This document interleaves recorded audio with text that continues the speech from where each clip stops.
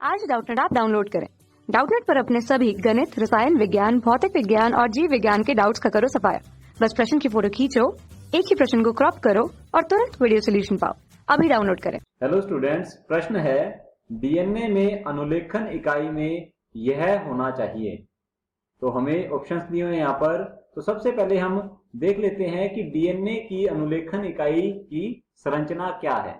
तो हम यहाँ बना देते हैं डीएनए का एक भाग अर्थात जीन जो कि अभिव्यक्त होगा, और जो जीन अभिव्यक्त हो रहा होता है उसे ही क्या कहते हैं, अनुलेखन इकाई या अनुलेखनीय इकाई या ट्रांसक्रिप्शनल यूनिट। तो सबसे पहले हम बना लेते हैं इसे। तो ये तो है दो इसके रज्जु, और ये दोनों रज्जु एक दूसरे के क्या होंगे, प्रति समानांतर होंगे। तो यहां पर मैं लिख देता हूं ये 3 5 और ये 5 3।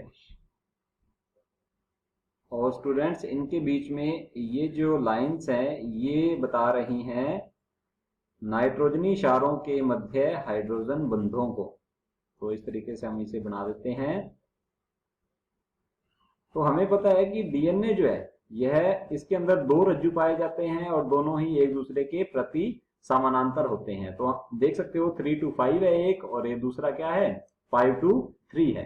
तो ये है एक अनुलेखनीय इकाई। अब इसके अंदर क्या क्या होंगे फीचर्स इसके या विशेषताएं, तो देखते हैं।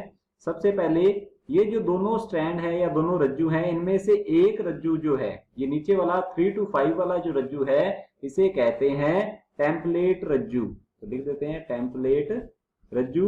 और इस टेम्पलेट रज्जु के हिसाब से ही, इसके अकॉर्डिंग ही क्या होगा, एमआरएनए का निर्माण होता है। इसलिए इसे बोला जाता है टेम्पलेट रज्जु। यह सांचे की तरह कार्य करता है। और ये ऊपर वाला जो है इसे कहते हैं कोडिंग रज्जु। तो लिख देते हैं कोडिंग रज्जु। अब इसका जो टेम्पलेट रज्जु है इसके 3 प्राइम या 3 सिरे पर पाया जाता है स्टूडेंट्स उन्नायक, या इसे कहते हैं प्रमोटर, जो कि स्टार्ट करता है इस क्रिया को। कौन सी क्रिया, अनुलेखन क्रिया को। तो मैं यहाँ पर इस तरीके से इसको थोड़ा शेडो के अंदर दिखा देता हूं छाया चित्र में। तो ये जो है इसे कहते हैं उन्नायक। उन्नायक अर्थात शुरू करने वाला, या इसे कह देते हैं प्रमोटर। और बिल्कुल इसके विपरीत सिरे पर पाया जाएगा समापक या टर्मिनेटर कहते हैं जिसे। तो यहाँ पर इस तरीके से बना देते हैं। यह केवल बता रहा है सिरों को, इस तरीके की कोई संरचना नहीं होती है। ये ब्लू कलर के अंदर बताया है और ये ग्रीन कलर के अंदर बताया है, ऐसी कोई संरचना नहीं है। इसके अंदर विशेष प्रकार के अनुक्रम पाए जाते हैं, उन्हें ही उन्नायक और समापक कहा जाता है। तो इस तरीके से बता देते हैं।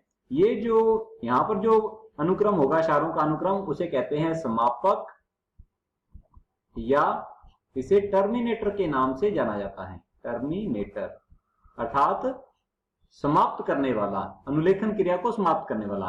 और इन दोनों के बीच का जो ये जो पार्ट है या भाग है इसे कहते हैं संरचनात्मक जीन। तो लिख लेते हैं ये है संरचनात्मक जीन, या इसे बोला जाता है स्ट्रक्चरल जीन। इसके पास आनुवंशिक सूचना होती है प्रोटीन बनाने के लिए।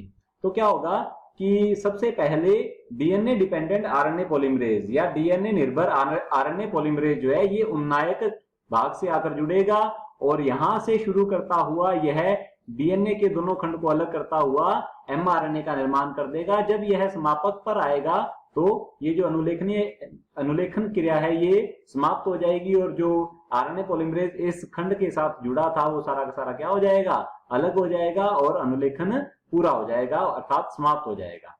अब हम देखते हैं ऑप्शंस को। ऑप्शन ए है हमारे पास उन्नायक। तो उन्नायक होता है अनुलेखन इकाई में, संरचनात्मक जीन भी होता है, समापक भी होता है, अर्थात ऑप्शन डी जो है ये सही है और बाकी सारे क्या हो जाएंगे, गलत। मतलब ये तीनों ही क्या होते हैं, अनुलेखन इकाई के भाग होते हैं। कक्षा 6 से 12वीं से लेकर नीट, आईआईटी, जेईई वो एडवांस के लेवल तक 1 करोड़ से ज्यादा छात्रों का भरोसा। आज ही डाउनलोड करें डाउटनेट ऐप या व्हाट्सएप करें अपने सारे डाउट्स 8400 400 400 पर।